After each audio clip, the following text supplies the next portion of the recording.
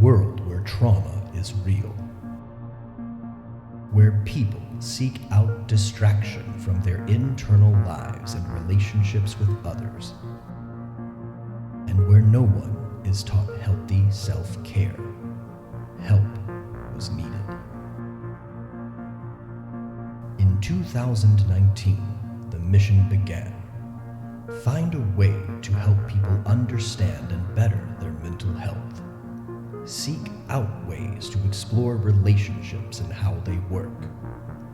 Fight against the stigmas that surround counseling and therapy. And, most importantly, do all of that so you don't need a master's degree to understand it. Hey everybody, welcome to Season 2 of Therapist Theater.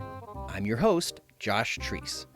I'm a practicing therapist in Music City, USA, and every week a guest therapist, counselor, or social worker joins me in the theater to talk about a movie that we've seen and what relationships or mental health issues it highlights. Today's guest in the theater is Andrew Chapman. Andrew is a licensed master social worker and meditation facilitator with extensive background and training in mindfulness and emotion psychology. He's also the director and president of a nonprofit community mindfulness center in Nashville named Wild Heart Meditation Center, which has been serving the local community for 10 years. Thanks so much for downloading today's show. Make sure you subscribe so you don't miss any future episodes. And while you're doing that, help other people find the show by giving it a 5-star rating and writing a review for it in the podcast app.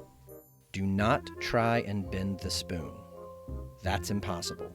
Instead, dim the lights, raise the curtain, and start the previews.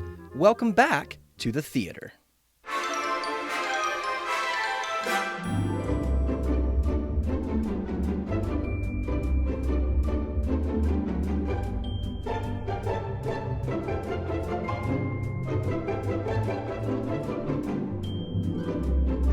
Andrew. Yes, sir. Welcome to the theater. I like to start every conversation by asking my guest, why therapy? Why do you do what you do? Well, I think for a lot of therapists, myself included, it was through my own need for therapy that I wanted to become a therapist. My story is such that I got into drugs and alcohol when I was like 13 years old, and started using hard drugs by the time I was probably 14 or 15, crack cocaine, methamphetamine, and, I had like a couple experiences early on in life that was kind of like a 1, 2, 3 punch. My parents got divorced. I moved to a new school and was getting in physical fights every day. It was an all-boys school. And was introduced to drugs kind of all around the same time. And so I took what was available to me, and it worked. And I always joke and say that, drugs were kind of like my first therapy because it was like exactly what I needed to feel safe and to not want to die. It was a coping strategy. For sure.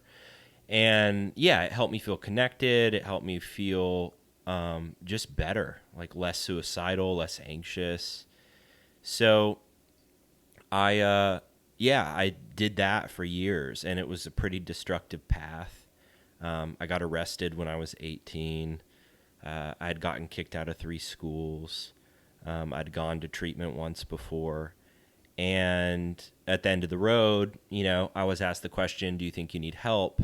And I automatically said yes, not wanting to have said yes, but I took the opportunity, went to treatment, and I learned a lot. That was the first time I was introduced to therapy, substance abuse therapy, and I went to Cumberland Heights here in Nashville. So through that experience, I got introduced into the recovery world, which is basically like having, if you go to 12-step meetings, like a support group or a processing group, that is free. And it's like a lifetime availability. It's something that's always there. So go to meetings and met people and started practicing principles and things that I valued in life and feeling better as a result. And around the time, probably 4 or 5 years into recovery, I just had like a complete breakdown. I wouldn't say a mental breakdown, like I didn't go to a psychiatric facility or have a psychotic break or anything like that, but a lot of just trauma and attachment stuff, and just like I call it abandonment terror came up.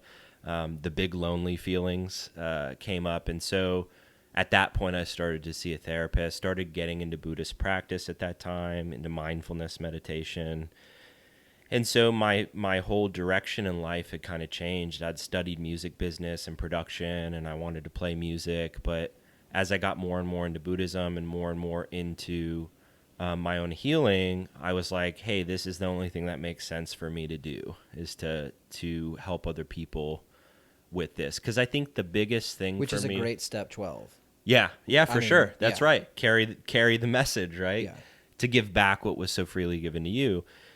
So, yeah, it felt like a natural progression for me to move into that. And the one thing that I had felt as a kid that was never really normalized is that there's nothing wrong with you. You know, like we have these things as therapists we call disorders, which are good because they help us to categorize symptoms and to understand better maybe what's going on so we can help. But there's no such thing as order, right? So when we kind of get in that habit of pathologizing, I think that gets passed down through a lot of structures, through religion, through through therapy, through pretty much anything. We can get really caught in that normal and abnormal dichotomy. And so one of the things I really wanted to give people was just a space to validate that suffering is a pretty natural human experience. And if you're having a hard time, it doesn't mean that you're doing it wrong. It just means that's kind of what it's like to be human. And so we can support each other and help each other through that. So that, kind of a long-winded answer were my steps into wanting to be a therapist. I really consider myself more of like, I'm a recovering person, a Buddhist, practitioner and teacher. Like I'm healing and in part, as my profession, I help other people to do that work too. Yeah. I had a buddy, maybe a year ago, asked to grab coffee because he was thinking of pursuing therapy as a career. And he had just gotten into some certain form of, and I'm going to totally blank on it, of yoga, where I think it was a little bit more directive than just pop a DVD in and, but kind of really balancing, I think, chakras, energies, and things of that nature. And he was like really feeling like it was helping him a lot. So part of his question to me was,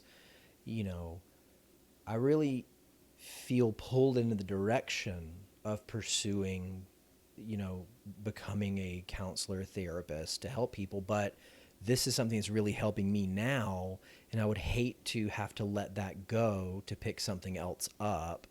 And I said, one of the things that I have appreciated the most on my journey to becoming a therapist is that you don't have to wear a uniform. You don't have to be a cookie cutter of course we have certain ethics and laws that we have to follow based on the state that we're in and the license that we have. But, as long as you're not harming somebody, the things that have helped you actually are something that you will naturally bring into your kind of treatment and practice with others. And I remember even up until 1 or 2 or 3 classes into grad school, I was still thinking, well, I got to get a tweed jacket with leather patches and a high back chair. And the couch.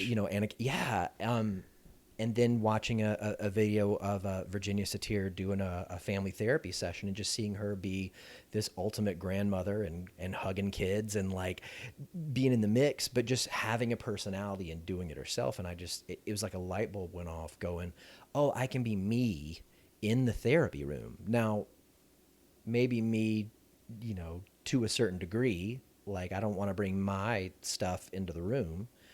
I want to be there for the client, but I can bring my personality in. Yeah. And that was such a revelation. And it sounds like that's exactly what you've done. Like, you've brought your journey, you've brought the things that have helped you into how you help others. Right. And it's such a beautiful thing. You mentioned that, you had, when you were 18, you got arrested. You had started, I think, therapy for drugs and alcohol. Mm-hmm. You said that a little while later you got in touch with abandonment trauma. Mm-hmm. How long a time was it in between there? It was probably like 4 or 5 years. And you were doing work in the middle of that, like centered around the addiction stuff? Yeah, what ended up happening is when I got clean, I think I was so disembodied, so disconnected from really physical reality. I was so dependent upon drugs and alcohol to manage and regulate all my emotions that when I got clean, I kind of lived in a state of this hypervigilance. And so that actually worked really well with 12-step because there were a lot of messages. It's basically a behavioral program, right? Mm-hmm. It's not about what you believe or how you feel, but it's about what you do. And so it's about going to meetings and getting a sponsor and every day doing certain things. And so my vigilance could take hold of that and say, okay, I have all this anxiety and fear and trauma, and I can just hold on to these principles and the people in the rooms and keep going, moving forward, staying clean. And I think it took a few years actually for my emotional self to kind of catch up. To come online. Yeah, for sure. And that was around the point when I also started dating. And that was huge. I mean, coming into romantic relationships brings all of our emotions back online, right? And so it just so happened to really bring up all of my attachment trauma, which I didn't know that's what it was at the time. Because, of course, when that stuff comes up, it really brings into question our entire sense of self. Who am I?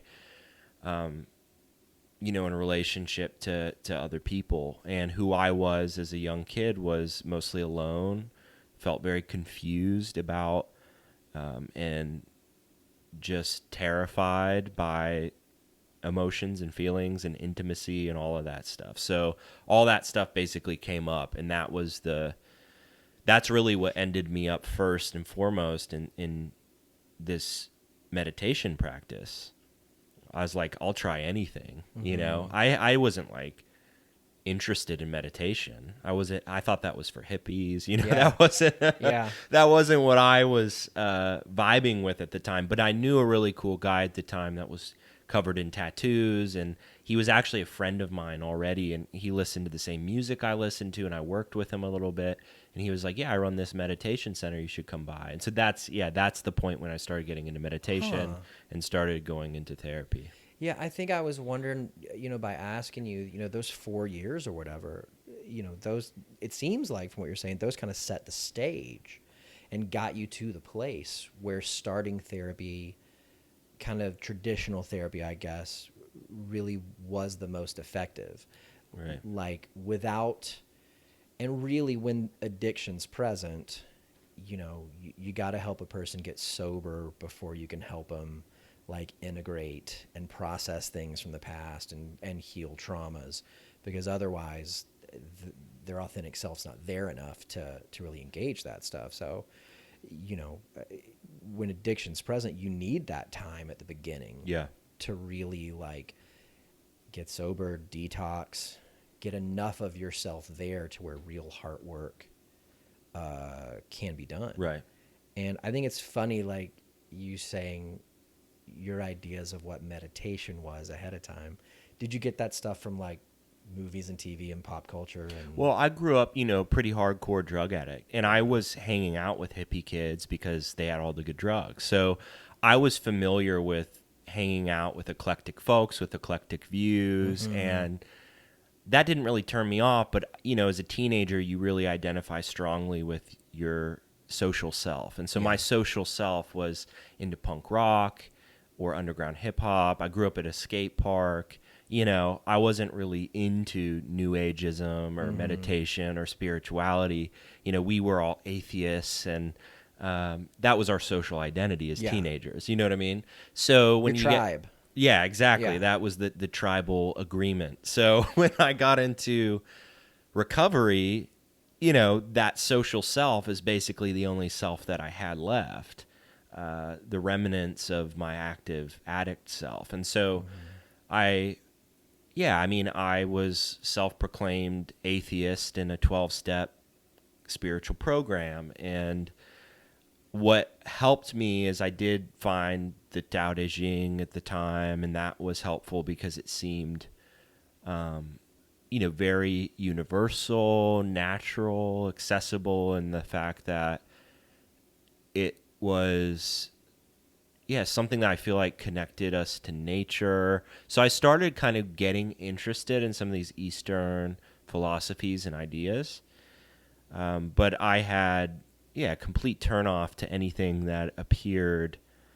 metaphysical or new age or, even too spiritual. And of course, I've gone through my own process with that over time, but I think one thing I'd love to ask, mainly because I've had a few clients that are kind of bumping up against this right now, and just to even have somebody that's walked through it, as somebody who I'm imagining when you worked your step 1 and you first started walking into 12 steps, like if you were a self-described atheist at the time, how did step 2 and 3 treat you? Like, was that daunting? Was that intimidating? Was it a turnoff? Like, well, I guess I should say step 2, believing that a power greater than yourself can restore you to sanity. Step 3, surrender your life and will over to God as you understand him. Right. Yeah, it was challenging. And I think that there are many reasons why. Let me start with the positive part of my journey. Other addicts, one of the things that you can typically see with people that have been in active addiction is there's a degree of defiance for authority, because to be able to drink and to use requires that you rebel to some degree against what you should be doing, which is not drinking and using drugs. So there's some level of secrecy and there's some level of trying to maintain that habit. And so I think a lot of addicts struggle with spirituality. And so I wasn't alone, right? So that's the positive part of it. So when I got to the second and third step, I didn't really feel this pressure that everyone else around me totally was in touch with their spiritual self or their spiritual, higher power or whatever it was. I mostly saw other people that struggled. And I feel after almost 14 years in recovery that that's pretty common. I won't say it's mostly common. I think that there are several people that have had spirituality and it's been consistent for them throughout their lives, and then they come into the program and it's an easier thing for them. But I'd say at least half the people struggle. So when I got to those steps, I didn't feel alone in my struggle. And the good thing about I work an NA program, Narcotics Anonymous, is they have this step working guide that really outlines the principles and asks questions that are pretty practical. And so I just hung on to the elements that felt practical, the principles of open-mindedness in the second step, or having hope or trusting in something. And it was helpful. I will say that I do still hold some hope in my heart for programs that are more secular in the future, because I think it is a major deterrent for addicts and alcoholics seeking recovery that 12-step programs have, still a Judeo-Christian history and context. Not that that's bad, but that I think we can reach more people, especially addicts and alcoholics, if we don't so much require spirituality as such a preliminary part of the healing process. I always try to tell my clients what they're after at that point of the step work is, typically an addict has made the world revolve around them. Their world extends to about 6 feet of space around them at all times. Their desire to regulate and maintain gets prioritized above everything else. And so really what they're after with that is, hey, your life, there's something out there that's bigger than you. And begin to orient your life to come under the understanding that life doesn't owe you anything. You got to do life on life's terms, and you're not in control. And that's really the main idea of those. Now, if you package that up in the form of a divine being, cool. If you package that up in the form of a group that you belong to, cool. Some other, organization or philosophy, cool. But make it something bigger than you. Sure. And that's the best way that I've tried to encourage clients. Don't throw the baby out with the bathwater. As you're looking down the barrel of potentially starting 12 steps and you see 2 and 3 and you're like, I got a lot of trauma. The last guy I was talking with has trauma centered around the church. And so to re-engage with something that smells a little bit like the thing that hurt him is really intimidating, And I don't ever want to be a therapist that just says, yeah, that's that's not a legit feeling. Don't worry about that. Just do what I'm saying. I want to acknowledge that. And at the same time, I have a thing with my clients where I tell them, I don't do smoke and mirrors. So I don't ever ask you to do something without telling you why. Because I want you to know you can trust me and I've got your best interests in heart. So to try to tell them, it's aiming just so that your view becomes a little less myopic and you understand that life is not going to bow down to you anymore. That's right. And of course, the principle there is surrender, which can sound very spiritual, but it's actually an essential aspect of change. And I think that addicts become desperate. And when you're desperate, that means that you've reached a point where you are willing to find a solution. That's what desperation kind of is. That's outside of yourself. Yeah. Well, for the addict, it was about drinking and using and self-centered, kind of seeking. And I say self-centered not in a narcissistic self-centered, but in a fear-based survival sense of self. It becomes about me and my ability to control how I feel and to feel good and to feel like I can navigate this world. And so when we become desperate and that strategy hasn't worked, we have to be willing to surrender the strategy and to move over into change. Mm-hmm. And we'll talk about this with the movie too, because it's a big theme in The Matrix, change. But whenever we lose something, whenever we change, we lose something. So we lose what's been familiar, and we have to go to something to help us feel secure. And sometimes that means we have to develop that, whether it's other people or other resources in our lives. And so I think that's really what the spirit of those steps are. Sometimes people say your higher power can be the group, or it could be, they used to say, God stands for good, orderly direction, right? I have not heard that, but I like that. Yeah. So I like these cliches, actually, because the thing about cliches is when we hear them, we think, oh, well, that could be a meme, it's superficial, it's inauthentic or disingenuous. But actually, they're the best, they're the best form for accessing truths, right? Because people come up with cliches because they're seeing some truth in something, and then they become repeated. And 12 Steps has so many of these. And so many. Good Orderly Directions, one of them that I really like because it's about surrendering to doing something different. And then they have all these backups, just for today. So you only have to do that today. You don't have to do the next right thing tomorrow. You could use tomorrow, but only today can you walk in a good, orderly direction? So it's about surrendering our kind of survival, fear-based way of living for trying to live in a different way. Yeah.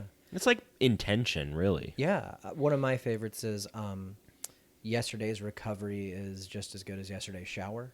Yeah. I've never heard that one. Which, I mean, I think culturally that might not work in every, culture, but it's like what you did yesterday was great, and it was great for yesterday. You got to do it again today. Right. Yeah, and I think one of the reasons why cliches are so helpful in 12 steps is because they're so memorable that when you are activated and you've got that anxiety and tension within you that's yelling at you to reach for the thing, whatever the thing is, it's easier to recall a short cliched saying than it is to recall a chapter of a book that you were recommended by somebody, or a 4 to 5 step process to combat a ritual, or whatever it is. Like, you can just recall a short saying, and maybe in that moment it'll even kind of jog you out of the self-hypnosis that ritual is, to help you, do the next right thing, make a phone call, or whatever it is that needs to be done. That's right. Yeah, it's like replacing that old voice with a new voice. And we talk about this in terms of, sometimes it's called reparenting, or in internal family systems, that like healthy adult self, and learning how to create a new voice, internal voice. And the cliches help us to gain access. It's like the "What Would Jesus Do" bracelets in the 90s. You know what I mean? Yeah. It's a bringing to mind, in that sense, someone, which is symbolic for something. How do we love in this moment? What would Jesus do? What does compassion look like in this moment? Or with the cliches, what is good, orderly direction in this moment? Or, okay, just for today, I'm having a craving and obsession right now, but that cliche comes through my mind and it helps me to get through this moment. What's funny is that's bringing to mind that the book I'm reading right now, again, The Walking with Einstein, the way that they engage in training for the memory championship is not by rote memorization, but it's using like mind palace techniques, which is all about putting images to the things that you're trying to remember, so that if you can recall the image, it's like a zip file in your head, and it kind of unpacks all the other stuff. So like a cliche, or the "What Would Jesus Do" bracelet, or even something like the bat signal. Like, you see that one thing and it unpacks all of these things in your head so that you have easier access to it. That's right. Yeah, and we can use our minds in this way, and it may feel odd to people at first. Using cliches is a little bit more palatable because they're things that we hear that are little nuggets of wisdom or insight that can replay in our mind. But like you're talking about, using visual images, symbols, our minds are meaning makers. That's their job. They create meaning out of experience. And so bringing meaning to mind helps us to better learn, to better access, different emotions even. Like, I could sit here and say, hey, I want you to think about the last vacation you had and what was the best time. And if you really do it, you might actually feel a little bit more calm, or a little bit more gratitude, right? So, yeah, I love that they use these, what did you call it, memory palace? Yeah, because it helps us to not just see numbers and memorization, but helps us to actually create a story.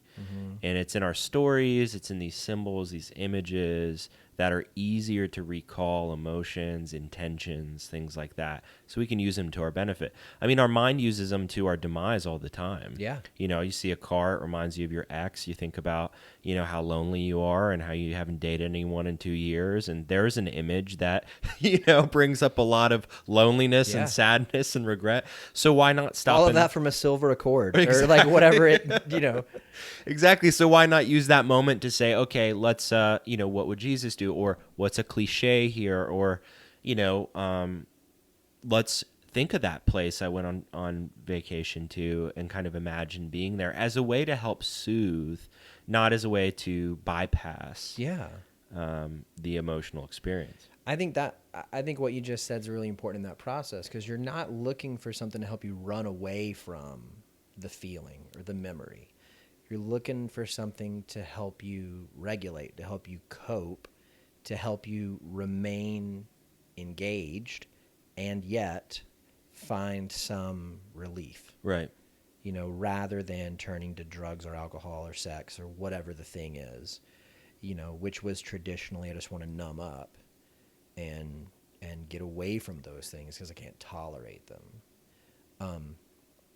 Yeah. Do you think that the use of chips in 12 steps is a similar thing, to attach meaning to something like that? Yeah, definitely. It's a beautiful ritual, right? Because what it is it's a coming together to show that the program works, right? So what Josh is saying about chips, just in case people haven't been to a meeting, is you usually will pick up a key tag or a chip that indicates how much time you've had It clean. looks like a poker chip, kind of. Yeah, and that's an Yeah. AA. And NA, they're key tags, Oh. and they're different for different programs. But yeah, it's a ritual to help encourage other people, but also to remind people that the program works. And that piece that you're talking about with the cliches, bringing something up to help us to remember something in the moment, is a big theme of a lot of the work that I do with people in terms of mindfulness. Mindfulness means, actually, it comes from the Buddhist word satipatthana. And I wish more people knew this, because what the word actually means is it means to remember the ground. And so what is the ground? The ground is the present experience that we're in, but we often forget that we're here because we fall asleep into the future plans or the past memories or the daydreams or the fantasies or the story, the trance that the loneliness is putting on me, or the trance that the fear is putting on me. And so what mindfulness is it helps us to kind of have this memory to wake up and to remember, oh yeah, I'm here. And you see this in rituals too, is what they do is they help you to remember something important. So when you go and you get a key tag, it's more than just a pat on the back. It's actually a group reminder of why we're here. Mm-hmm. We're here to stay clean, to support each other to stay clean, and it works when we do it. And we are reminded of that. And it works when we do it together. Right. Yeah. Because I think that any addict has a story of trying to do it on their own. And, I even said to somebody the other day, like, addicts don't have a problem quitting. They quit all the time. They just have a problem staying quit, because the story that you tell yourself is nobody would understand. Nobody else would struggle with this. I'm the only one. Like toxic shame kind of stuff, Mm-hmm. And so the only combat to toxic shame, the only antidote is to drag it out into the light, kicking and screaming, and throw it down into the middle of the group and talk about it. Sure. Yeah, becoming vulnerable, because for the addict, and even breaking outside of addiction, it's funny because I worked in addictions treatment for a while, for first few years working in this profession. But now I got more and more interested in trauma, and then more and more interested actually in attachment wounds, and how things like shame or abandonment or betrayal, those experiences influence our internal model of how we see ourselves. And so, yeah, for all people, I think our tendency can be to hide. I mean, this is why Brene Brown's so popular, right? She talks about shame, and we live in a culture where there's so much stigmatization around being broken or needing help or not having all the right answers. And shame is this sense of feeling unworthy. And so what combats that more than actually admitting I'm broken, I don't have all the answers, I need help. And then it's an extension outward to connect with other people around the brokenness, around the vulnerability, around the needing help. And when we do that, that's where healing occurs, because healing can really only occur for humans in relationship. Now, it could be a relationship to a higher power. It could be a relationship to a symbol, to a, to a, a program, a 12-step program or something like that. But it's really in relationship to other people. Yeah. So, that's a huge part of not just addiction recovery, is doing it not alone, but it's also a big part of, really, it's the only way I think that we can ultimately heal, is by bringing these experiences out into the light of the day, but to be observed and to be held by others. Mm-hmm. And I think one of the benefits of 12-step groups is that it's not just others, but it's others who are walking a similar road.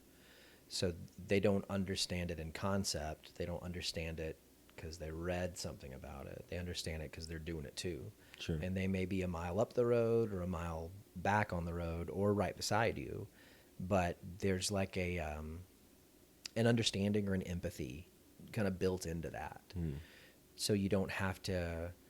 I've had a couple of guests that have talked about in their therapeutic journey as a client, feeling like they had to teach a therapist the language of their life before they could start work, and how that was like a big roadblock, for them. And so, one of the benefits of a 12-step is you don't have to teach anybody a language because they're all speaking the same language. Sure. Yeah, in part, there's that common bond, Yeah. for sure. Yeah, definitely. Nice. So let's talk about a movie. Yeah. What movie did you bring for us to talk about? So I had a few ideas, and Josh will know that I went back and forth. I told him that if you take me to like a grocery store or a mall, I'll be there for like 3 hours trying to decide what I want to eat or what I want to buy. So it was funny. You can't go when you're hungry at that point in time. Exactly. So I can't extend that metaphor to movies, but like... Yeah, I mean, it was so nice of you to offer your guests to pick the movie, and I'm one of those few people that if you just told me you have to do this movie, it would probably work better, because, I jumped all around trying to figure something out, but actually I think like the second or third movie that I thought about, you said, I think we'll be able to do that, and that was The Matrix, which is... That was the first one you suggested, but I already had another guest scheduled to do it, and then they dropped out. That's right. So when I circled back, I was like, by the way, this is freed up now. Right. If you still want it, yes, it's all you. Yeah, and so what I love about The Matrix is it, first of all, was a huge movie around the time I was a kid, probably, in my late teens, and it basically discusses perception. And I actually have a few different themes that maybe we can talk about around how it relates to therapy, if you want to. Literally the point of the show. Okay, cool. So one of the themes it talks about that I really like, and one of the reasons why I wanted to pick this movie, is it talks about this idea of like being asleep, right? So you're in this environment, in this world called the Matrix, and you're kind of in this mundane cycle. And one of the scenes that I really like around this is when Keanu Reeves, Mr. Anderson in the Matrix, gets in trouble for sleeping too late, and he has to go into his boss's office, and his boss says something along the lines of, or he says, every single employee understands that he's a part of a whole. So he's kind of reprimanding Mr. Anderson for not coming into work, and that he must think he's better than everyone else, and in reality you're just a part of a whole here. And there's this idea of kind of conformity and needing to be a part of this system, the Matrix. And so one of the things that Neo says is, he says, do you ever have the feeling that you're awake but you're still dreaming? And so it's like he's starting to kind of... In that same meeting with his boss? No, this is I think before that. he says it's towards the beginning of the movie. Is it when those people come to his door? Yes. Okay. Okay. Yeah, it's right at the beginning when people come to his door. I think he says to the people at the door, "Do you ever have the feeling that you're awake but still dreaming?" Yes, because the guy answers back with like a drug. He's like, "Oh yeah, that's Exactly. Yeah. Yeah. He's like, "Oh yeah, that's what this drug will make you feel Yeah. like." Yeah.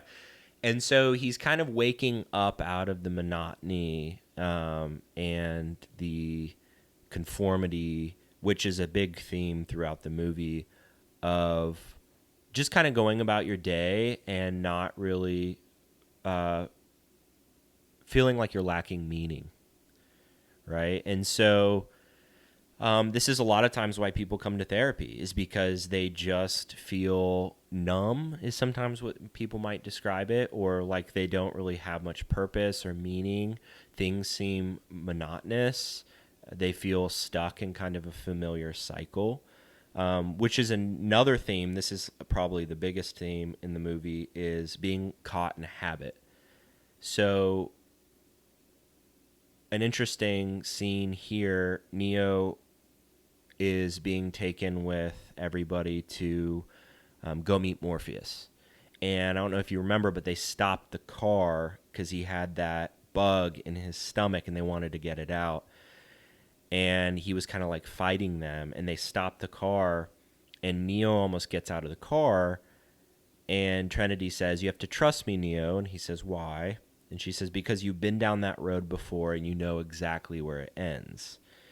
And so there's a lot of kind of themes around the Matrix being this, in Buddhism we'd call it samsara, which is this repetitive cycle of habit, getting caught in the same, so not just being asleep and feeling dull or lacking meaning, but actually being caught in the familiar pattern of suffering and dissatisfaction. And so she says, you know where that road basically ends up. which is like one of the greatest examples of recovery that there is. And even, you mentioned surrender before. Right. I mean, I think the biggest thing in recovery, especially for people who have like a religious background, surrender has more connotations to it than, which really in a religious connotation is more like obey or obedience, and a person's willfulness will kick up against that. And so really to use that example, it's more like, Trinity has something that Morpheus wants, which in this case could be meaning, it could be purpose, it could be direction. He doesn't know how to get it, and so she's even inviting him to surrender. She's saying, just trust me. Yeah. I can help you get it, but you have to go along with this thing that is going to feel unnatural. That's right. Yeah, and your personality is going to kick back against, but just keep going. Right. Keep coming, keep following, and we'll get there. Yeah, and isn't this the experience we have oftentimes with clients, whether it's addiction or not, in just making a change, right? And we had talked about this earlier, about how whenever we change something, whether it's a behavior, a relationship, our boundaries with our family, anything that we need to implement in our lives to change requires that we lose something that's familiar. And so I think of this moment where Neo's in the car as him kind of coming to this point of, wait a second, this feels crazy. Why would I leave the familiarity of the world, my life, to go with these strangers? And they're telling me to pull up my shirt and pull something crazy out of my stomach, of course it's, and I do feel like it's like that sometimes, how, and we see this with clients, is there's this stumbling block in the change process because it's so terrifying and so unnatural and so insecure to leave what's familiar. Yeah. And I kind of wonder if in that moment he was thinking, or is this experience I had where this bug jumped in me even real? Right. Like if he was even just kind of thinking, well, that didn't really happen. That was that drug that guy talked about at the doorway, or that was me falling asleep on the job. Right. And now they're going to stick this metal thing on me and suck a bug out of my stomach, like my belly button. Like, yeah. Well, and this is what what happens with clients too. That's a great point. It's like the kind of denial or the very adaptive systems of our brain, our mind, to try to keep us protected from the truth. Mm-hmm. which is the truth is you have a bug in your stomach. There is a sickness inside you, or there is a problem here, to make it less dramatic. The truth is what you are feeling is real, but the mind would rather, cover it up or to deny it, because that means if we really take the leap, if we really recognize what the problem is, then we really have to make a change.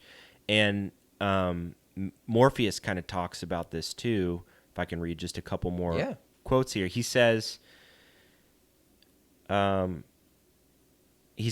can be like you feel like you're Alice tumbling down the rabbit hole. You're a man who accepts what he sees because he's ready to wake up. You're here because you know something. What you know you can't explain, but you feel it.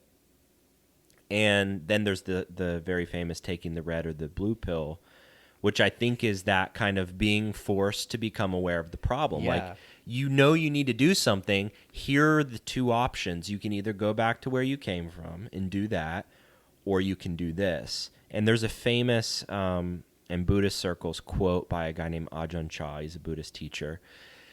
He says that there are two types of suffering. There's the suffering that leads to more suffering, and the suffering that leads to the end of suffering. And if you're unwilling to embark on the second, you're sure to repeat the first. And so what he's saying is there's the suffering that comes from taking whatever pill it was that keeps you in the matrix. Blue. Right. And then there's the suffering that comes from waking up and seeing reality. And you see this in the movie, too, with the guy that, I forget his name, that wants to go back into the matrix. Cypher. And he betrays everyone. He basically saw reality, and he was like, screw this. I want back in. I want to opt back in, you know? And so it's kind of funny. They're like, you can't do that. Once you've seen the truth, you can't go back. And he's like, you want to bet? You can't unring the bell. Right. Yeah. Exactly. So it's just kind of an interesting way to look at this process of change. And when we become aware of the problem for ourselves, like Morpheus is saying, like, you can't maybe explain it. Like a therapist can't give it to you. You have to feel it. And then to know that even though it's scary to make the change, that if we're truly aware of the suffering that we're experiencing, that it's the only outcome. Yeah. Because if we really know that whatever it is, the relationship is toxic and we keep ending up in the same place with it, and we're honest with ourselves about how that feels, the only outcome is that we have to either change our relationship to the relationship or, get out of it. Yeah. Right. What I appreciate the most about what we're talking about currently is there's been so many times on the show that I've referenced the pill taking scene and can't remember what color the pill is. Yeah. And so I'm like, the red or the blue, I don't remember which one was which. Right. And now definitively I can say the red pill is the pill that caused him to wake up. But I think one of the things that I appreciate about the Buddha, I'm not going to try to pronounce the guy's name, but the Buddhist quote that you referenced is, at the beginning, it appears to be binary, which I think is something that, as a client in therapy, I was like just flailing to grab at binary options because it seemed to provide so much more certainty. Mm-hmm. But then, it was the suffering.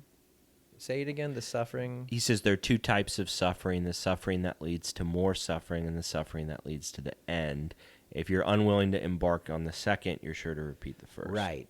The first type, the suffering leads to more suffering, is cyclical. Right. Because you're just going to keep repeating the patterns. Right. The second type, I would say, and this is where the binary part gets challenged and breaks down, is it really becomes like a branch from there, because your I don't know about experience, but yeah, maybe experience certainly gets widened, and you begin to kind of see, okay, so if I'm not in control and I'm experiencing suffering, could it be that there is something else to be had in this situation. And if I stop fighting against it and I surrender to it, there's that word again, maybe that'll carry me in a different direction. And while, I don't know, new suffering may open up, certainly it may be different, but Right. by encountering it,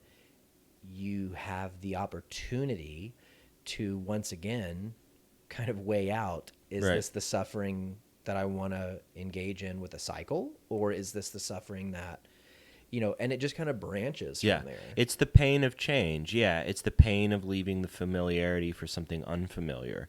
And yeah, the branches are very numerous. Like sometimes when I'm with a client and they say, I'm stuck, I say, well, what have you been doing? And they say, well, I just have been smoking weed every morning, waking up. I feel like I don't have a purpose in my career, my job.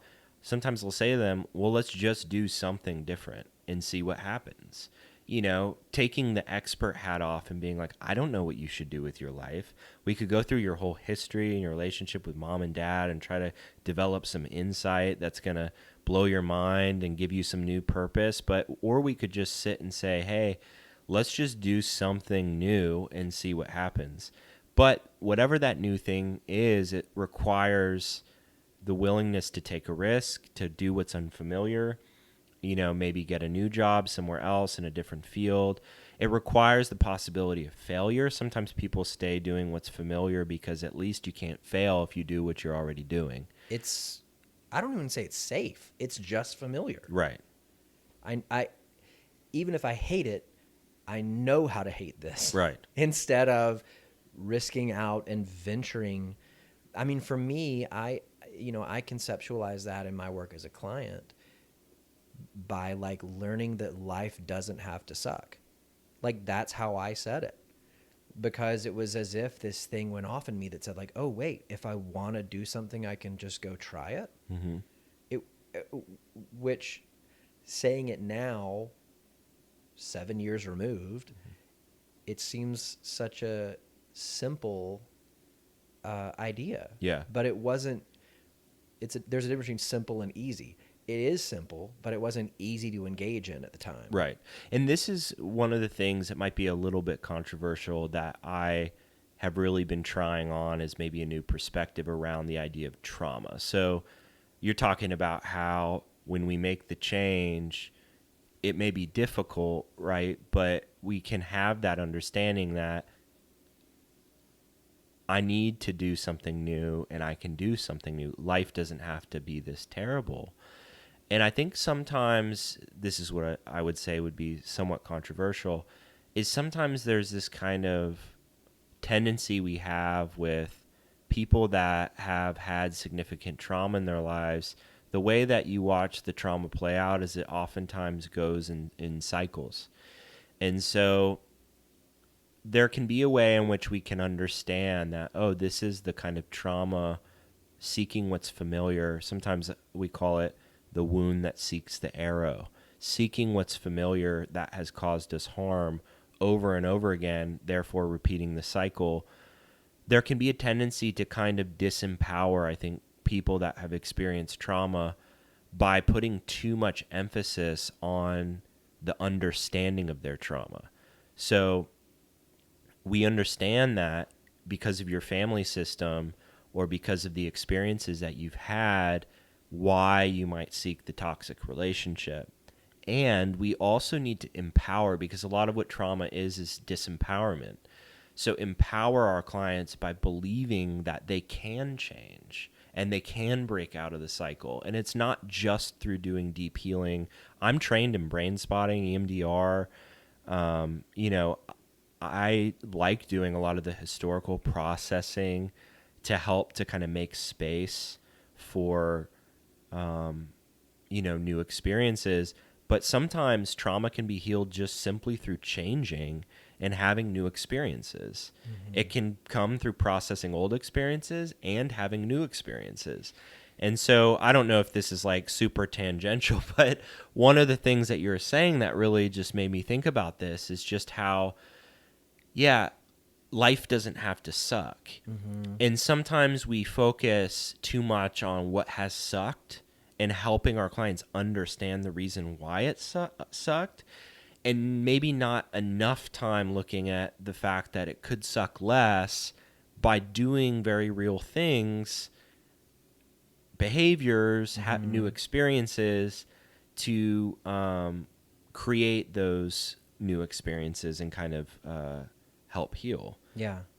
I got this visual in my head as you were saying that, where like if you and I were at, I don't know, the Frist Museum or something, and which is a art museum in Nashville, and we were just standing looking at this horribly, terribly ugly thing on the wall, and we just got into this multiple hour conversation about why it's ugly and how we know it's ugly and what we should do to make it less ugly and all that. And, you know, what would it be like if we just turned around and looked at what was on the wall behind us? Right. Like, it's not going to fix the problem of that ugly painting, but it may introduce a perspective that's different enough to where it jumpstarts movement. That's right.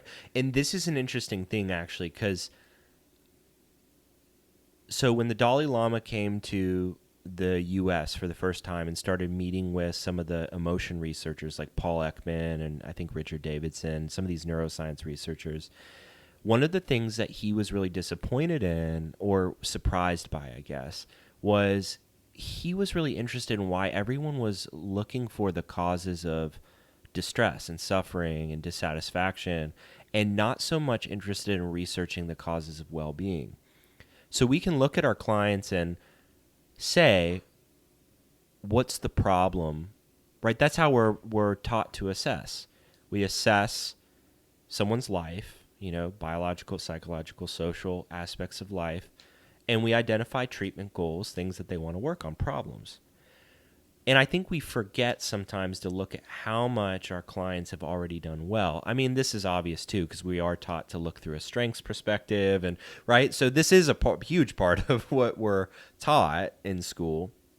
But I think when it comes to trauma, we can be a little bit kind of scared to look at the resiliency factors, or the fact that so many times our clients saw the ugly picture and they turned around and they went to the other painting, and the picture didn't stay with them. You know, it didn't affect their visit to the Frist. They had a great time and they saw a lot of things that they liked. Now that picture may still affect them, right? It may be a part of their experience, but we can kind of hone in on the problem so much that I think we forget to see how much resiliency is in their system. Yeah.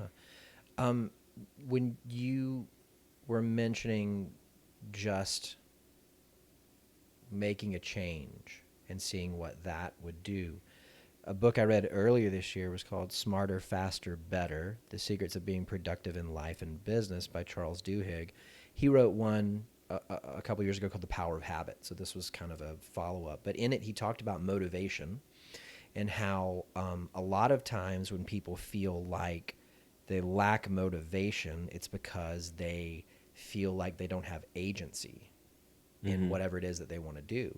And so he talked about a great way to jumpstart motivation is just to make any choice, literally any choice. And he said, you, of course, could make it related to what you're, like if you're needing to write a paper for a class, choosing what section to work on first, or choosing what location that you're going to type your paper at or something. He said, but it doesn't even need to be that.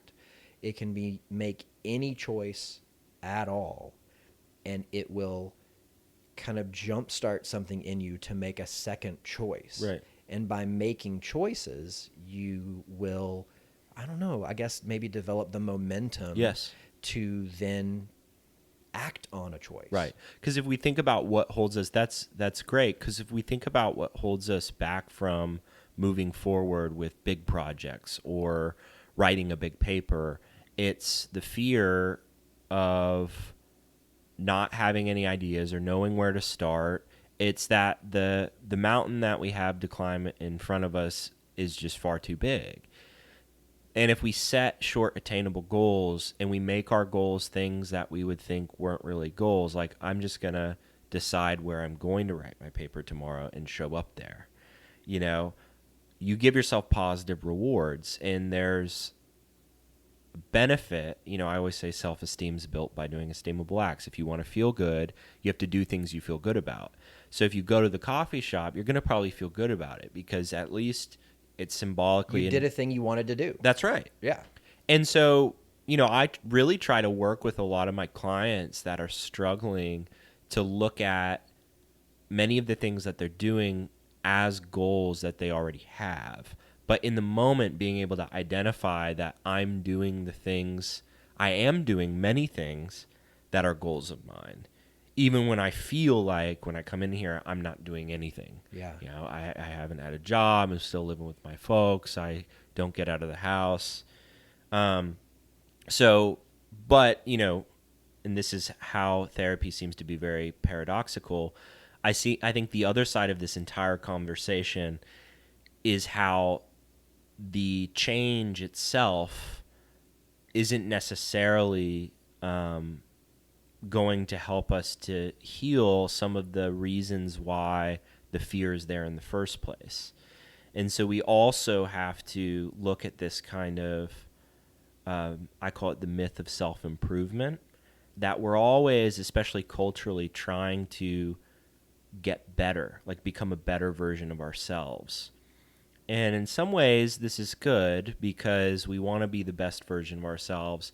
But in a lot of ways, it kind of indicates that we feel like we're not good enough to begin with. And so we're constantly trying to improve the self instead of, which in Buddhism is a big thing, let go of the self.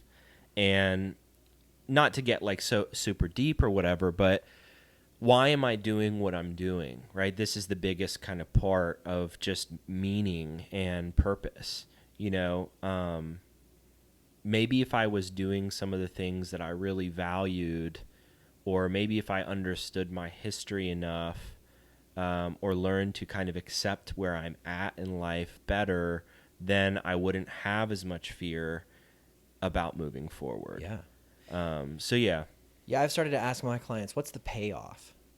Like this thing that you're doing, what are you getting from it? Because if every behavior is an attempt to get a need that's been met, then what are you getting from this thing? Because you're getting something. And, you know, sometimes they'll kick back, nothing, I don't know. And I'm like, all right, well, let's think about it. Because you're getting, even if it's relief from anxiety, that is something.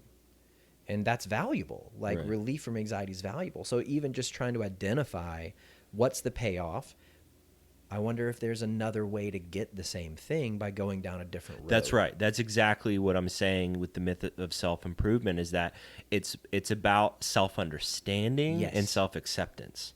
So we're not just trying to get better at being more productive and,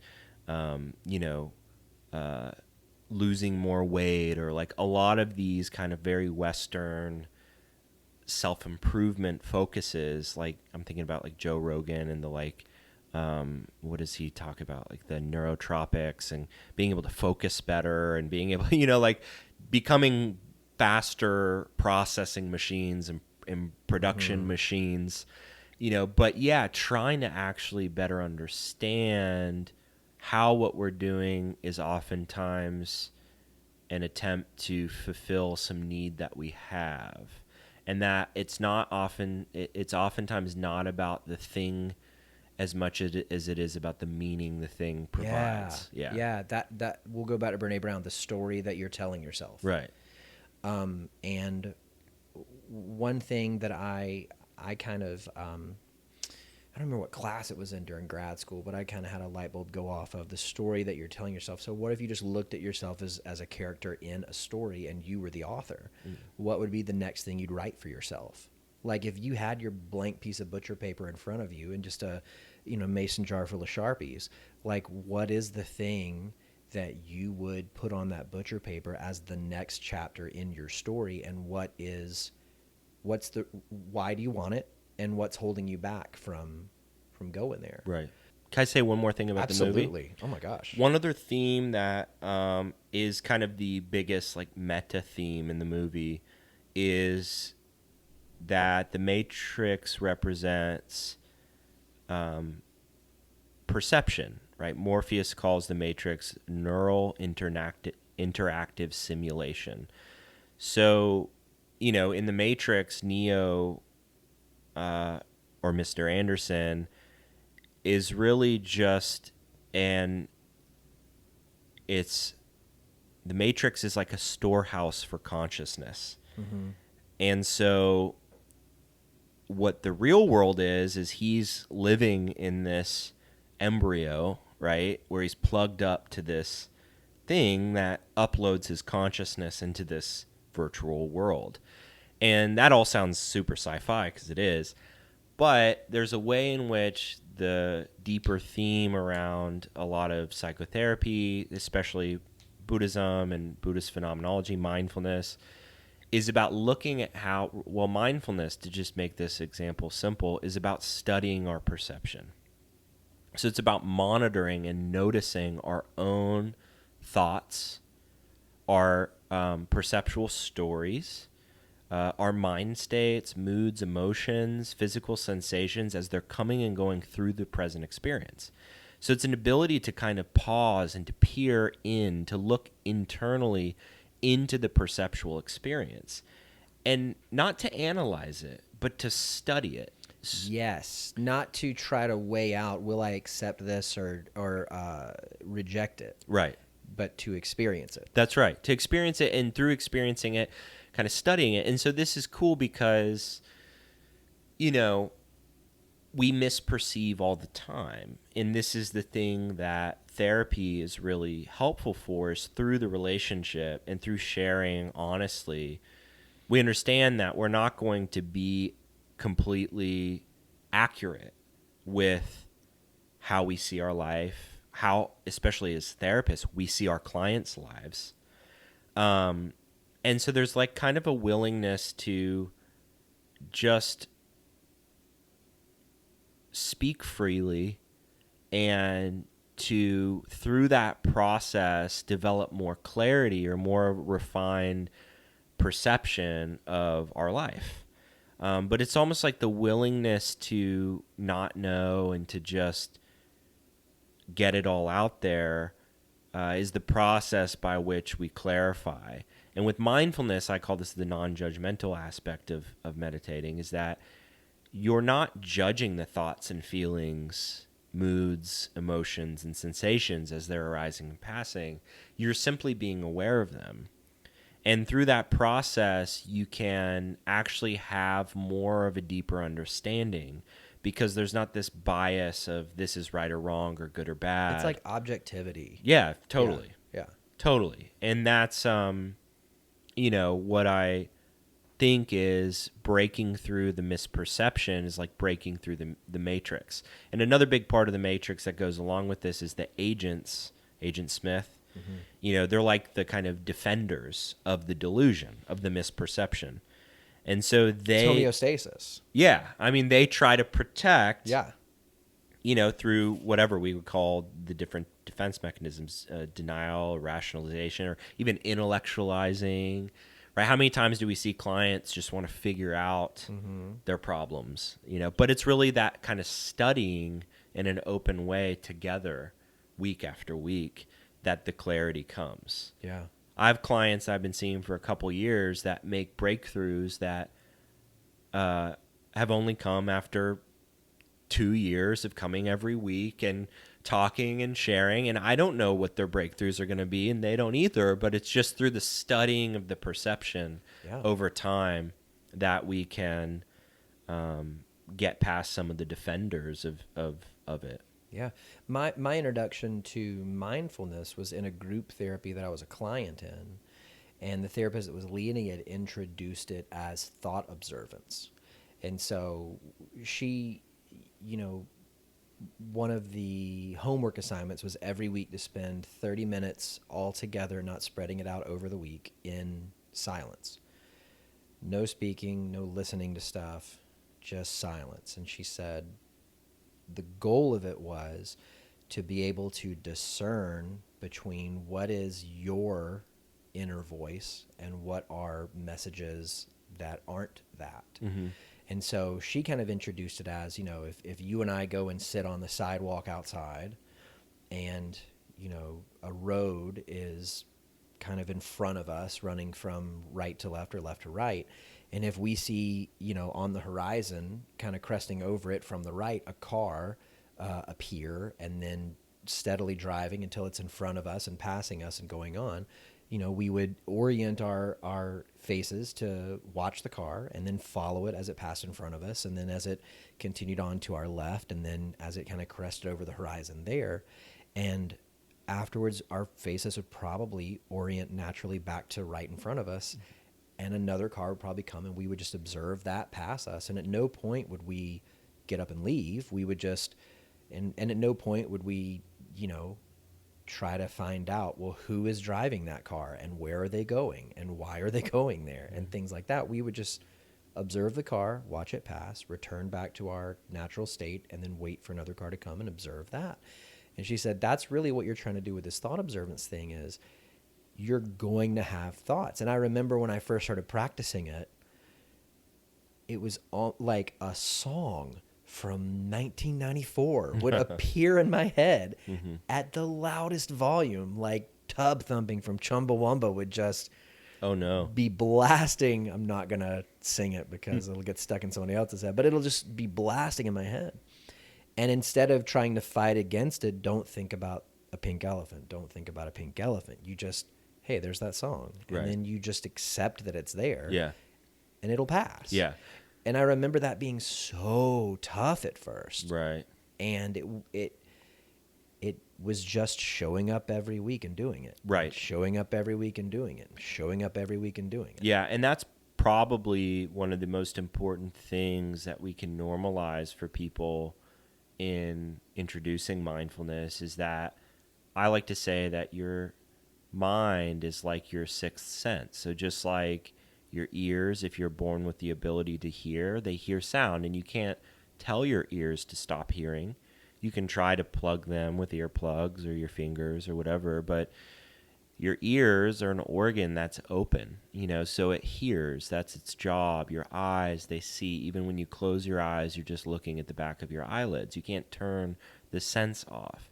You don't turn your sense of smell off or your taste or how your body feels. You can't turn your mind off. And so people tend to think about meditation as a way to try to clear their mind or stop thinking. Now, you can direct your attention to like your breath, and in doing so, really diminish the frequency of your thoughts. So you can really connect with the breath and feel it. And through doing that, the mind kind of calms down the mental chatter. But the mind is going to think because that's the organ that thinks. And so when your thoughts arise, the job of the meditator is to notice them. And over time, we actually, just through noticing, we're studying our perception. So we're seeing what are the themes. There's the planning mind. There's the remembering. There's the daydreamer. There's the narrator. There's the criticizer. We start to notice and become familiar with these different internal parts. And that is hugely powerful because then we stop taking our mind so personally. And we stop thinking that I am my mind. I am this neurotic, obsessive, critical self. You are not your thoughts. You're not your thoughts. And so, Buddhism takes this a step further, which I won't go into, but talks about how the self itself is kind of an illusion of sorts. Who you are is not actually some person sitting in a chair inside my brain. There's not some self that's behind it all. It's actually all of these ebbing and flowing parts of sensory data, feeling, thought, perception, our kind of volitional energy of, I call it the to-do mind, the decision, that when we make have the intention to do something and we're motivated to do it, that part of the mind. So there are just these processes that come together to create what we call the self. And so why is this important? It's not just to think, oh, that sounds really heady and interesting. It's actually that when we don't identify with any particular thought or mood or emotion as us, We experience a profound freedom that comes from being able to step back and to let that experience be as it is, and to move through the experience without the suffering of creating an I am around it. A simple example is Which is like that's the detachment that Buddhism speaks of. yeah, right? yeah. I like to call it more an equanimity. Equanimity means If I can't spell it, I probably can't understand. it means an ability to be with an experience as it comes and goes without pushing it down, but also without indulging in it. And so we learn how to step back. You call it detachment, which works other than I like attachment in Yeah, terms of therapy, yeah, right? yeah. So it becomes hard. But yes, exactly. It helps us to detach or step back or to be equanimous with the experience at hand. And this is more than just some kind of meditative hubbub or some interesting kind of spiritualism. It's actually something we can study. And in the trauma field, you would call this our window of tolerance, which is more of an ability to actually, well, we would call it two things. We would call it introspective awareness, which is an ability to step back, like you're saying, and observe. And then the window of tolerance is our ability to actually build more of a space in our nervous system to keep both our parasympathetic and sympathetic nervous systems online at the same time when under distress. So as you learn how to sit quietly with yourself and sit with restlessness or sit with physical discomfort or sit with some of these feelings that come up, you actually expand your ability to do so. I just tell my clients in a simple way, as you learn to sit with some of the discomfort you feel, you get better at feeling uncomfortable. You become more comfortable being uncomfortable. And that's not just something that I'm saying, it's actually something you can experience. So a big part of meditation is being able to step back, observe, but also to be with the experience without having to resist it or indulge in it. But anyway, long-winded answer. Yeah, I mean, I could see that meshing with kind of that Buddhist like philosophy of like suffering is life. So if you continue to fight against suffering, it's like, I mean, to use recovery language, it's like you're saying, I'm not going to do life on life's terms. I'm going to create, which is the fantasy element of addiction. Yeah. I'm going to create the world, mold it into the thing that's the most palatable to me. Right. Rather than just kind of in the here and now, in the observance of it, go, no, this is tough. That's it. That's really why we do it, is not just to notice and observe, not just to have that level of acceptance or equanimity, that window of tolerance for the experience, but also in doing so, in being aware and being able to accept, we're more able to be with the present experience as it exists in actuality rather than stuck in the resistance of it or the fantasy of what we would rather have. And, the Buddha said, not that life is suffering, although that's a very common translation of the First Noble Truth, but that there is, to some degree, an inherent friction and stress in life. And the reason why is because we have so much of a hard time coming to terms with some of the natural friction that we experience. I would call these the inarguables: birth, aging, sickness, death. We all experience those. Separation from those who are dear to us. We all experience that. Pleasure and pain, gain and loss, praise and blame, status and disgrace. We all experience that. But it's in how we cope with those experiences. Do we fight? Do we try to just get what's pleasurable and get rid of what's uncomfortable? Do we learn how to bring compassion to what's uncomfortable, to empathize, to understand that it's a part of our lived experience, our shared experience? Do we connect around what's uncomfortable? Those are the healthy responses that free us from the suffering. So that's why Buddhism, I think, is so much. It's really, sometimes people refer to the Buddha as the first psychologist, right? He's like not really interested in the nature of existence or salvation in terms of afterlife, but he's interested in how we can, through mindfulness and through living ethically in the world, come to terms with these very difficult parts of life and not fight or resist them, but learn how to wake up with compassion and wisdom. Yeah. I think that there's so many connections that I'm feeling in a lot of these ideas. I mean, if we're using therapeutic or recovery language or whatnot, to, instead of continuing to fight, or I should say deny the hurt, deny the pain, deny the suffering, to, for the first time, show up to it, acknowledge it, gives you the chance to begin to engage with it. And then to engage with it is to, I'm going to use the word understand, but not in the sense of dissecting it and finding out the cause and things like that, so much as what message is it trying to tell you?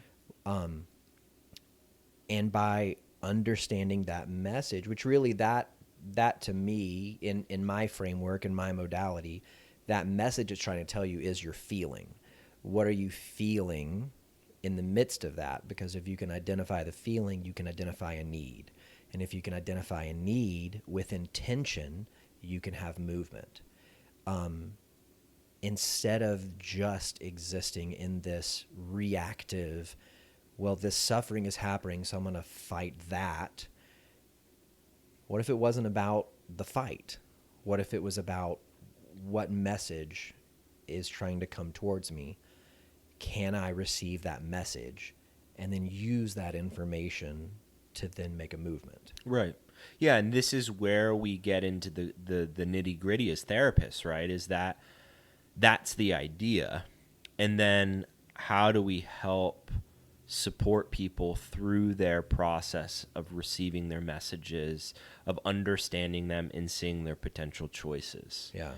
You know, and it's hard, right? Because different clients have different degrees of agency around, you know, and then as a social worker, there are social systems in place that limit choices, right? Yes, which is something that Leanne, tells me about all the time, is not everybody is on equal footing when it comes to those things. Yes. Like a person of color, especially a lower income person of color, has hundreds of years of systemic oppression that are fighting against them. And so they may not have the ability to just say, yeah, I'll quit and go get another job.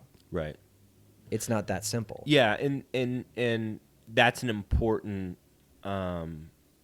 point to make around everything we've talked about, because we're talking mostly in this very micro system, not micro in just the sense of the individual in their life, but also the mind and the perceptual process and how meaning gets made and how we can learn to help ourselves understand the meaning that gets made and make choices from more understanding. But then it comes into how do we implement that in the real world? And we do have to look at the systems, and we do have to look at the family and all of these things. And of course, it's easy to say, that goes without saying, but as therapists, I think we need to remember that. But it shouldn't go without saying, I think. And I think especially for those of us, I'm a white, straight, cisgendered, middle-incomed, American. I won the privilege jackpot. And so I think it should not go without saying, especially if I'm seeing a client who comes from a different place than me. Right. It's easy for us as therapists to say the client's the expert on themselves. But then if we go ahead and try to prescribe some intervention without acknowledging the different world that they live in, then we're not doing them any good. Right, totally. Yeah, and that's a huge part of the social work profession's cultural competency, and what makes us competent in understanding culture is in learning from our clients the lived experience of their culture.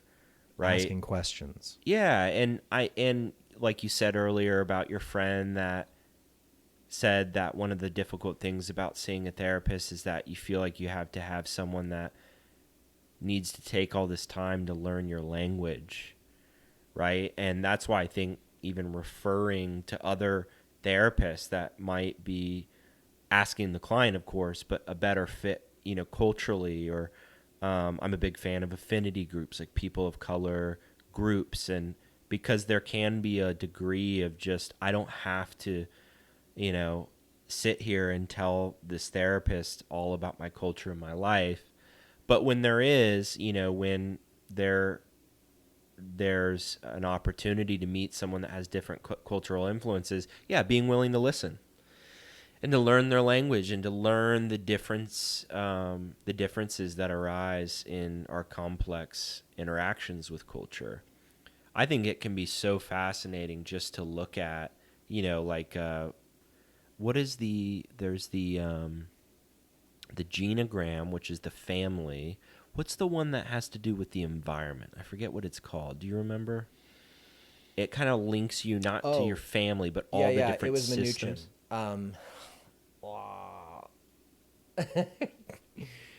Oh, man. Structural therapy? Like it's in that? Yeah, it could be. Yeah, and again, obviously I'm not familiar, but it could be really interesting to do a whole session around like just looking at all the different systems, right? And sometimes I forget, like I do assess in the beginning of the my interactions with clients, their family history and any pertinent details that they want to bring into the room, but it can be really interesting just to look at all the influencing factors in their life. What's their family like? Do they have mom and dad? Do they have divorced parents? Were they adopted? What is their cultural background? What are holidays now you're talking like? systems thinking. You're speaking my language. Say what? Yeah. Well, this is important because this also has to do with perception, right? Because all of these systems inform our internal map. And so it helps us to kind of track and to see that the environment that we live in is really what creates and constructs so much of our mind processes.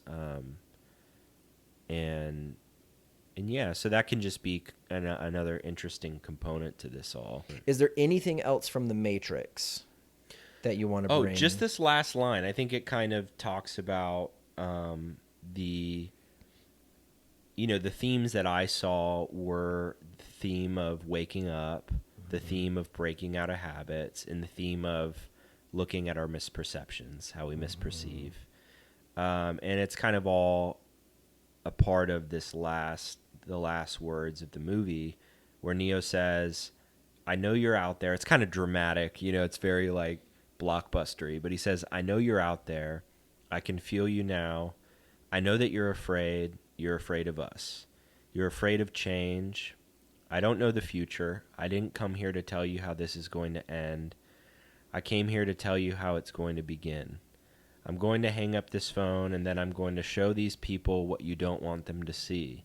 I'm going to show them a world without you, a world without rules and controls, without borders and boundaries, a world where anything is possible, where we go from there is a choice I leave to you. So, yeah, it's kind of cool. It's like, and then he flies up into the sky. Exactly. Then he flies up in the sky. That's an important point. Right? I mean, what he's basically saying is that last part, a world without rules and controls, without borders or boundaries, right? It's about freedom, but it's not about actually pushing someone through that door. He says, I'm going to show it to you, and where you go from there is a choice that I leave to you. And I think that has a lot to do with therapy, is to help each other to gain perspective and not to push people through doors. I mean, sometimes to strongly encourage and sometimes to confront, but oftentimes to show people through the therapeutic process, not as the expert, but together, that there are possibilities outside of our habits, outside of what's familiar, outside of, what, even though we get scared and balled up in our own patterns, there's freedom outside of that. Yeah. And I think especially kind of from the therapist chair to not try to reproduce yourself in them. Because I think it'd be really easy for us to say, this is the absolute right thing you should do. Yeah. But it doesn't benefit the client at all, especially in kind of the framework that you're coming from. But I mean, I got to say, like, a lot of the things that you've talked about this afternoon, I'm hearing for the first time, but I'm gelling with, like, so much because I've said to clients before when they've asked me, you know, what do you think I should do? Or like, where do you think I'm at right now? I always try to acknowledge that because I don't want to bat that question away and be like a That's stereotypical, well, what do you know, what doesn't matter what I think, what do you think? Right. Because there's a question behind that question. That's right. You know, that's Sometimes there is a real need there. Yeah. They really do want to know something. yeah. And Yeah. even if it's just an effort to connect, a bid for connection in an attempt to know in the distress that I'm feeling and trying to conceptualize and understand what I'm going through, are you with me? Right. And that's enough. But like what I try to tell them is like, I want to acknowledge your question. I want to like let you know that I hear it. And I will tell you maybe what I think, but I think what's more important is what do you think? Like, is there a way for you to, because a lot of times someone that's asking something like that is lacking trust in themselves. Sure. It's that they do have a thought. They do have a feeling. They just aren't able to tell, is it quote unquote right? Is it quote unquote correct? Can they trust it? Mm-hmm. And like, especially going back to, you know, talking about people with addictions and stuff, I think that's a natural developmental stage of recovery, is learning to trust yourself again, because you've had the addict screaming in your ear for so long. Right. You've got to connect with that part of yourself that's not the addict, and then learn to tune into that more. Yeah. And learn that you can trust that. So like, even just to say to them, you know, what do you think? What do you feel? What do you believe is right? Let's bring that to the forefront, examine it, and see, like, really kind of a trust but verify. Is that the right thing, or is there something else? Mm-hmm. You know, and yeah, I mean, here's what I think too, but in this case, because of the work we're doing, what you think is more important than what I think. Right. Because we're not trying to make you into me. There's already a me. I do a pretty good job of being him. Mm-hmm. We need you to be you. Yeah, totally. I mean, trust is a huge part of what we build in the therapeutic relationship. And part of that is that the people that I'm with, the participants in therapy, can trust that I'm going to be ethical, you know, that I'm going to have professional boundaries, that I'm going to show up consistently in the ways that I do. And part of that is letting some of my personality out. You know, like you said, I feel like sometimes when people are asking my opinion, it's because they're looking at me in that moment as maybe a friend and someone that maybe can help them to see something. Mm-hmm. And I just have to feel into that moment and say, you know, before I answer, let me understand a little bit why you're asking me. Do you feel lost? Do you feel like you can't trust yourself to make the decision? Do you need to just run something by me? Mm-hmm. Do you have some options of what you might want to do that you can run by me? You know, are they looking for just a friend and mm-hmm. someone to say, hey, help give me some direction. Give me some ideas here. Yeah. Or are maybe they you saying your thing helps them to look at it and go, that's not it. And right. then like they go over here to this other thing. Yeah. And then we can have a conversation about that. Yeah. Right. Yeah. There's not really like a right or a wrong in that moment. You just, as a therapist, I mean, it's our job, literally our job, to be in the here and now. So like in that moment, for you to kind of in yourself go, all right, what am I feeling? What am I sensing coming from them? And make the decision as best you can. Because one of the things that I think that amazed me and really serves as a comfort to me in doing it as a job is I am going to get it wrong. I'm going to make a bad decision and make a mistake. And yet I can, with humility, apologize for that and pick back up. Oh, man, that's essential for me in the therapeutic relationship, is there's going to be fracture and repair. And especially early on in doing therapy with folks, I was so worried about causing any more harm or making missteps or confusing the client or, you know, anything that would really, if I'm being honest, make them uncomfortable. And it's ridiculous when I say it like that, because that's not what I'm here for, is to, carpet the room and make everything just comfortable so they come back next week. I'm here to support them and to, listen to how they view their reality and to help them to navigate it. Yeah. And a lot of how we do that is through the relationship, and a lot of how relationships work is by misstepping, by causing harm, by repairing, and going through that process, being willing to fail, I think is a huge, if there was like one thing I could tell myself a couple years ago, to really focus on, to hang on my wall, it would be willing to fail. Yeah. Be willing to make mistakes. Well, isn't that what vulnerability is? Totally. It's just stepping out, knowing that you could be rejected or that you could fail, but having the willingness to show up anyway. Yeah. Yeah, I say to my clients all the time, I'll ask them, can I be frank with you? I want to make an observation. I might be wrong. And then I'll say directly what's on my mind. Instead of tiptoeing around it, hey, I think that you're in this relationship because it's helping you to feel better, even though you're not really getting what you really want out of it. Yeah. You don't really value this relationship. It just seems like it's like your last relationship. It's familiar. It's comfort. I'll just kind of come out and say it. What do you think? And they'll be like, no, not at all. Like, what are you talking about? I'll be like, okay, help me understand. And then it's cool because we can just kind of get out, into what we're thinking and feeling and engage so much more directly. I think a lot of what I learned in graduate school, not of course all of it, but around the therapeutic techniques, was just to listen and to kind of be evasive of being direct and frank with clients. Like dismissing that question. Well, what do you think you should do? That's evasive to me. They're asking me a question. I can be direct and say, I would like to understand, or, why you're asking it.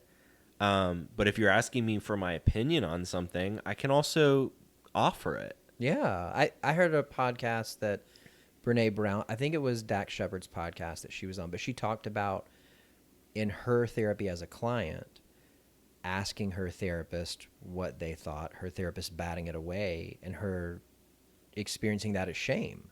Like, she felt really shamed by why would you ask that? Why that doesn't matter what I think. Let's go back to what you think. Mm-hmm. And I think hearing that is what kind of led me to the place of like, I need to acknowledge that question, because there's the surface question and there's probably stuff underneath it. But in any case, they're trusting me enough to sit with me, and I need to honor that. I need to steward that well. Let's move into what is something that your clients have taught you. I mean, again, talking about the cliche, I think, answer here is what's true is that, like, literally everything. I mean, every single day, I've met with a couple clients today, I learn so much about human interaction, about our fears. They teach me that I'm not alone in my fears and vulnerabilities and insecurities. They teach me about connection and courage. I've learned, also like on very super, like I work a lot with teens too. I've learned about music and movies and, like a lot of cool shit, like cool shoes that kids are wearing, like fashion, all sorts of things. And I say all of this to say that this is one of the coolest professions in the world, because I spend all day connecting with people. Mm-hmm. So I learn so much about them, about their lives, about their families, their cultures. We were talking about culture earlier, about what it means to be human.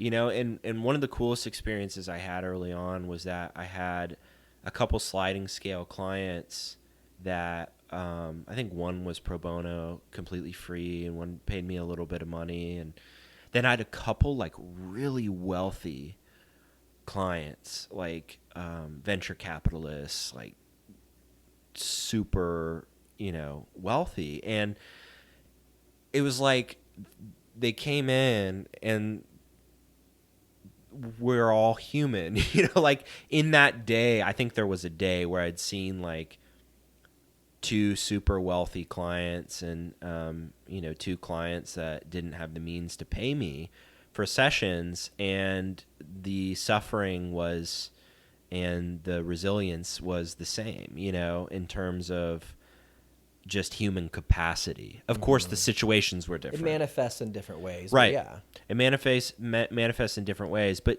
just how, like, when we take everything away, we're so similar.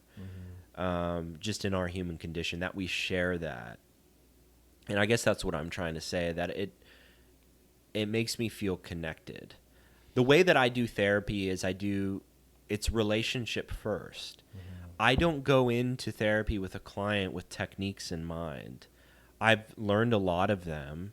I have a lot of training in different techniques, but I really only consider those once I really feel like I've formed a relationship with the people I'm seeing. Yeah. I used to work for a big tech company, and one of the things in the IT training that I got was they were saying be careful not to template match. So when a person's in front of you with an issue with their device, you may learn a solution to that.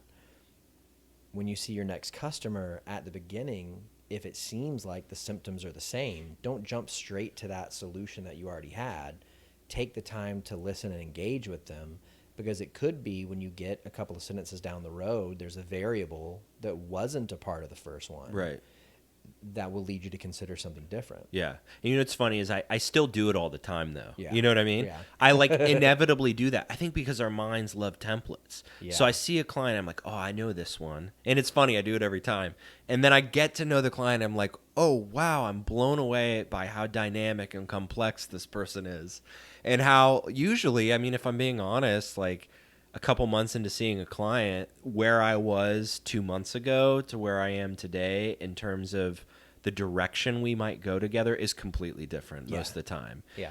And I learned that especially early on when I would take a training like EMDR. It's like, all right, let's get started in the EMDR process. And it's like kind of run them through the template, Mm-hmm. And then I've started EMDR with clients and been like, this is totally not sounding like what that person wants, and kind of coming back out of the template and with a deeper understanding of where we're at once I've showed up more. And I really do value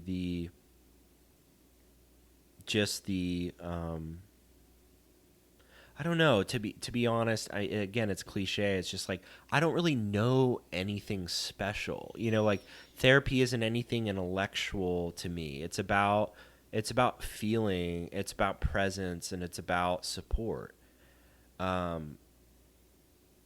don't know how you can solve your problems, but I'm willing to sit here and to help you to understand them together. Well, it sounds like you might be a professional resource. I mean, that is, of course, what it is, but in the sense of you have this pool of training, but each person that comes is a unique person. And so you contain this information, and as you venture into authentic relationship with the person, while they may not know what part of the information to access, they can access any of that through you. So, you may encounter, oh, you have a trauma, so let's exercise some EMDR. Oh, you have, some stuff that we could do some parts work and IFS around. And it's just you don't have it. I got the picture of the Candyland board game in my head right now. There's just one path, and you spin a wheel, and you see how many spaces you can go, but everybody's going down the same path, and it just seems like that's not it. That's not what you do. Yeah, You totally. know, there's a lot of paths. And then like the humility factor of getting to know clients and then realizing I'm not maybe the best fit, or like there are things that I will say no, you know, I will refer out. I don't work with active sex addiction. If there are tendencies, you know, pornography use, or, you know, someone's feeling like, you know, or marital affairs, yeah, I'll work with that. But if there's like a long lasting history, patterning around sexual addiction, I'm going to refer out. Eating disorders. You know, I do have a couple clients that have been in active eating disorders and are trying to, you know, work on recovery. And that's a hard process, of course, as a process addiction. But if there, you know, is, if that seems to be the primary, you know, thing, referring out, kids with, you know, behavioral issues, you know, like not kind of like consistently not going to school. Yeah, or like oppositional defiant Yeah, disorder. yeah. Like, that's not, Right. my wheelhouse. You know, DBT is great for that, and fully adherent DBT, because there are different modalities that I do think are definitely structured and designed to better support people than I have the training for. Sure. And I just say that to say, of course, the therapeutic alliance is the most important thing, and getting to know the person and then pooling from the resources. But you also know what you have to pull from. That's right. And if you know I don't have the resource for that in me, you're not trying to waste their time. Yeah. So let's get them to a person who can be a better fit and offer them true help, rather than dragging it out and going, maybe I'll find my way there. That's right. Because we are in a, you know, a very, I'm trying to find a word, a predicament of sorts as therapists, that we are making our livelihood off of who comes in the door.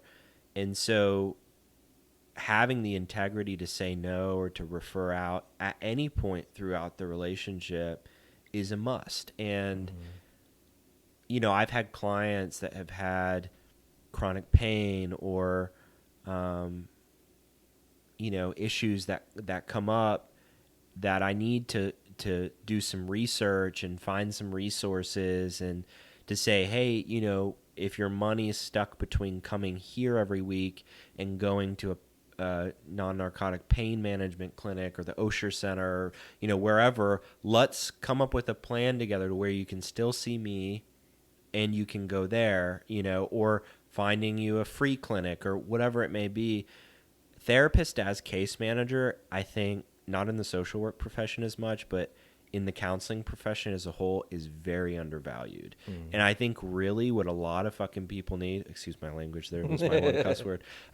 What a lot of people need, it's my passion coming out, is they need resources. You know, they need someone to help them navigate the world and to know about those things and to be out there and say, hey, okay, you're having a problem getting your ID. Let's look at what the DMV's protocol is, and like, let's sit down, look up some time. I think it's a completely useful way to spend time in the therapy session, is helping people resource in that way too. Well, I think you know, I always try to keep in mind this is the client's time, and so if I prescribe homework for them that, you know, maybe after 2 weeks they still haven't done, then it's, hey, what about if we spend our next session doing that in here together? You know, because maybe there's some wall outside of the therapy session they just can't jump over. Right. You know, but to have a cheerleader in the room with them, to have a, you know, buddy, a support in the room with them, maybe they can do it. And that's okay, because to me, it's, like I said, it's their time. I'm there for them, to help them. So what would be the greater help? Right, for sure. Let's say that somebody was listening to today's show and they feel like they could really connect with you and they would want to see you as a client. How can they do that? So the best would be to email me at nashvillemindfulness@gmail.com. Mindfulness has one L and two S's. It can be deceiving. NashvilleMindfulness@gmail.com. I also have a website that hasn't been updated in forever, and honestly, I probably won't update it anytime soon. I also teach regularly at the Buddhist Meditation Center that I'm the co-director of in East Nashville, and that's called Wild Heart Meditation Center, and we meet about 12 to 14 times a week. We have different types of groups here. We have kind of Buddhist, intro to Buddhism, discussion, and meditation groups. We have just mindfulness on Wednesday nights. We have silent meditation sessions. We have a bunch of recovery groups. There's a group called Recovery Dharma that meets on Mondays and Fridays here. It's kind of an alternative to 12 Steps. It's using Buddhist principles and concepts and practices that I think are very complementary to 12-step ideas and practices. There's also Buddhism in the 12-step group, and a whole variety of things going on at the center that anyone can come to. And sometimes, which makes sense, people can be apprehensive to just show up. What is it going to be like? I call us a Buddhist meditation center. I'm very committed and strongly connected to the lineage of Buddhism and respect that lineage and would call myself a Buddhist. But at the same time, Buddhism is a very non-ism practice. It's about mindfulness. It's about developing insight. It's about ethics and non-harming and compassion. And so if anyone's interested, they're welcome to just show up to any of our groups. Are there costs associated with the groups? Yeah, I was just going to say there's no fees. We are donation-based, so we do encourage people if they can give. That's how we stay open. So we usually suggest if you do have the means to pay like $10 or $15 when you come. And if you don't, to just show up anyway, and we're happy to be here. So no one will ever pressure you to give money. They will remind you that you can. But everything is freely offered in that way for your own consideration of how you want to give. And I teach right now. I've been teaching for the past 5 years every Sunday night at 7. But in the new year, will teach the first, third, and fifth Sunday in the morning at 10 a.m. so people can see me there. And also we have a podcast, if I can plug that. Yeah. It's called Wild Heart Meditation Center, and it's the talks that I give at our Sunday night group just get uploaded there. They're about 30 to 40 minutes. For anyone that's interested in Buddhism, in the intersection of Buddhism and Western psychology sometimes, meditation, mindfulness, things called the heart practices like gratitude practice and stuff like that. I give an assortment of talks. There are probably a couple hundred of them up there now that all get uploaded, and that's, of course, for free as well. Perfect. Andrew, oh my gosh. I am just so grateful and excited that I got a chance to come and meet you and talk with you. Of course. It's been absolutely great, and I'd love to invite you to be on again in the future. That'd be awesome. Nice. Yeah, thank you so much, Josh. Thanks for having me on. Thanks, dude.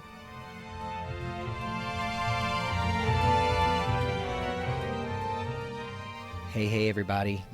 Originally when the podcast first premiered, this section at the end was here because my wife, Leanne, who is a social worker, joined me and offered her thoughts on the movie, which she watches with me every week, as well as the interview. And she would give a perspective that came from a different side of mental health and helping relationships than I have as a therapist in private practice.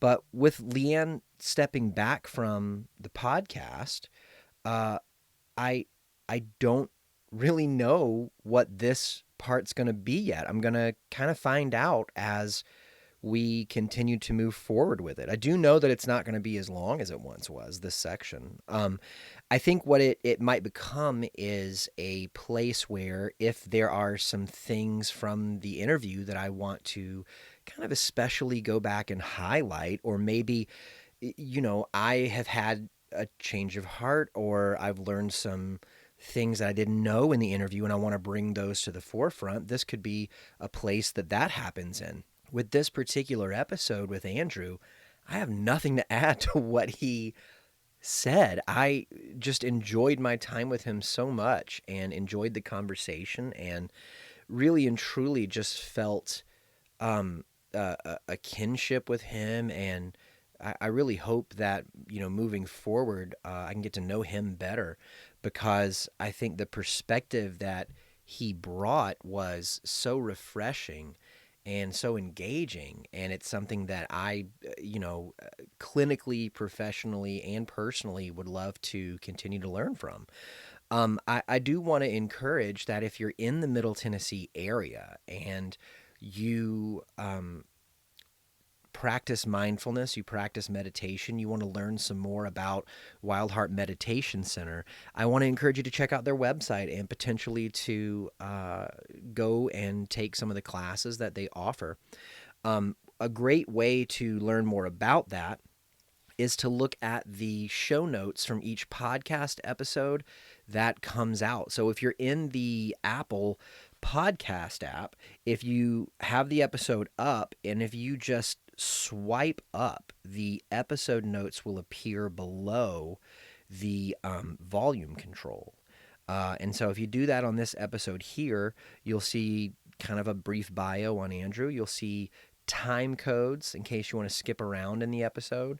And you'll also see links to his email, Wild Heart Meditation Center's website, as well as all of the presences that Therapist Theater has online. So, Therapist Theater's email, the Twitter, the Instagram, the Facebook, the YouTube channel, which right now is just another place to go to listen to the episodes. But very soon, we will have some video content as well. It's something I'm working on right now, which will be separate from the episodes. It'll actually be content that is not coming from an episode, but exclusive content to YouTube. So that's something I'm really looking forward to. But make sure you check out the episode notes every week for Therapist Theater just by swiping up in the podcast app.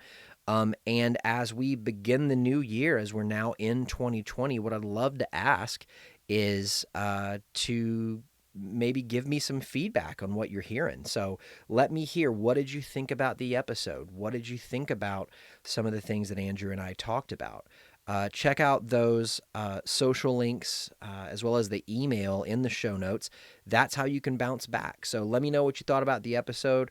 Can't wait to do some more of these. Season 2, Therapist Theater. Who would have even imagined when we started this thing that it would have made it this far?